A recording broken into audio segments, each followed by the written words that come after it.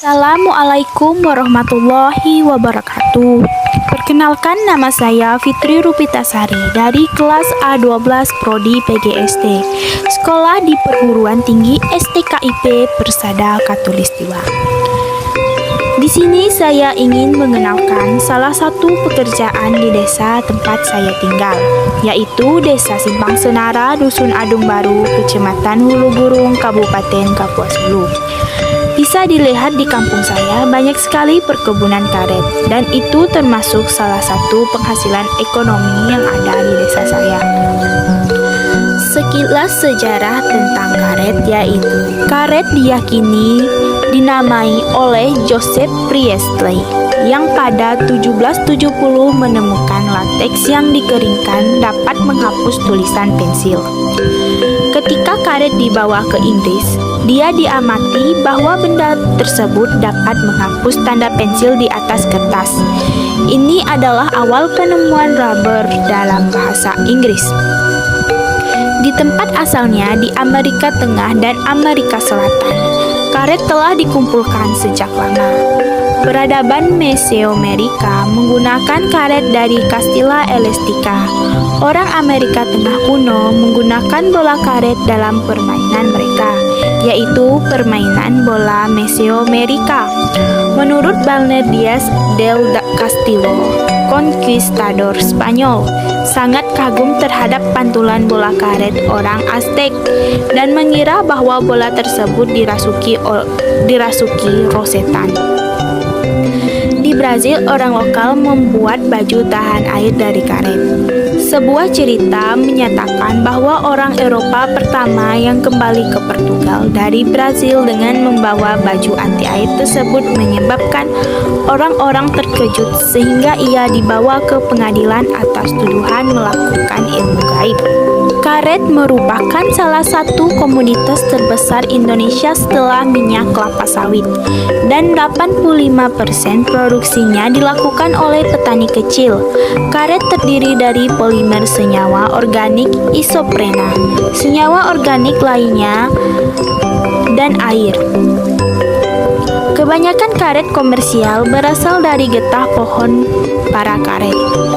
Sebagai produsen karet terbesar kedua di dunia, jumlah suplai karet Indonesia penting untuk pasar global. Sejak tahun 1980-an, industri karet Indonesia telah mengalami pertumbuhan produksi yang stabil. Kebanyakan hasil produksi karet negara ini, kira-kira 80% diproduksi oleh para petani kecil. Oleh karena itu, perkebunan pemerintah dan swasta memiliki peran yang kecil dalam industri karet domestik. Kebanyakan produksi karet Indonesia berasal dari provinsi-provinsi berikut, yaitu Sumatera Selatan, Sumatera Utara, Riau, Jambi, dan Kalimantan Barat. Total luas perkebunan karet Indonesia telah meningkat secara stabil selama satu dekade terakhir. Pada tahun 2015, perkebunan karet di negara ini mencapai luas total 3,65 juta hektar. Karena prospek industri karet positif, telah ada peralihan dari perkebunan komoditas seperti kakao, kopi, dan teh menjadi perkebunan kelapa sawit dan karet. Jumlah perkebunan karet memiliki petani kecil telah meningkat, sementara perkebunan pemerintah dan swasta telah agak berkurang. Kemungkinan karena perpindahan fokus ke kelapa sawit. Sekitar 85% dari produksi karet Indonesia diekspor. Hampir setengah dari karet yang diekspor ini dikirimkan ke negara-negara Asia lain, diikuti oleh negara-negara di Amerika Utara dan Eropa. 5 negara yang paling banyak mengimpor karet dari Indonesia adalah Amerika Serikat, Republik Rakyat Tiongkok, Jepang, Singapura, dan Brazil. Konsumsi karet domestik kebanyakan diserap oleh industri-industri manufaktur Indonesia, terutama di sektor otomotif.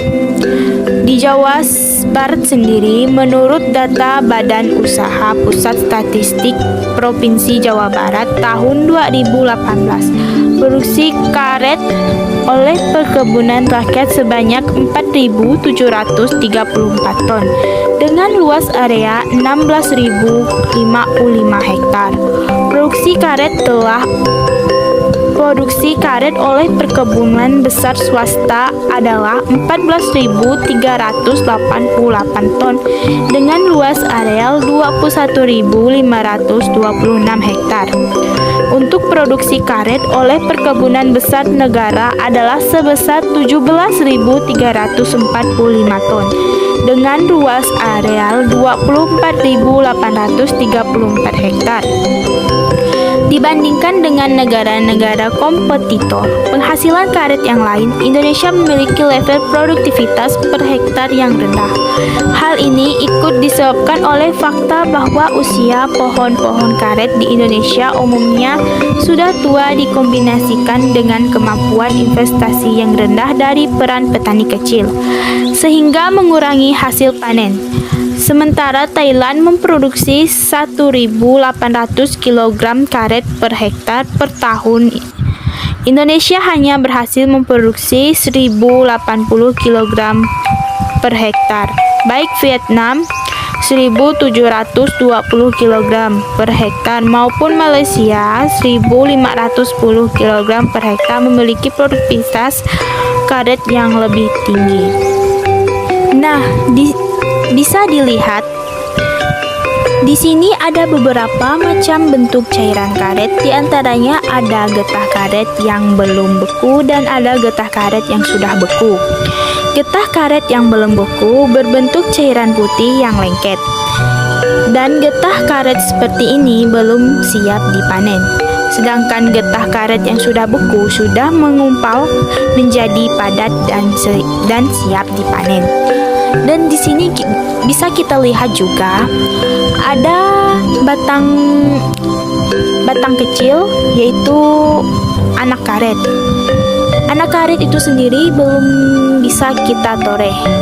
Dan seperti batang yang ada pada gambar tersebut, yaitu batang yang agak besar udah boleh ditoreh dan bisa menghasilkan karet. Dan ada beberapa manfaat karet. Karet adalah bahan utama pembuatan ban beberapa alat-alat kesehatan. Alat-alat yang memerlukan kelenturan dan tahan goncengan. Di beberapa tempat, salah satunya perkebunan karet di Jember. Biji karet bisa dijadikan cemilan dan proses tertentu. Rasanya gurih namun bila berlebihan kadang membuat pusing kepala. Dan ada contoh lainnya, biji karet bisa dibuat menjadi tempe. Produksi karet. Kementerian Perindustrian mencatat industri karet dalam negeri sejauh ini baru menyerap sekitar 550.000 ton per tahun dari total produksi karet alam yang mencapai 3 juta ton per tahun.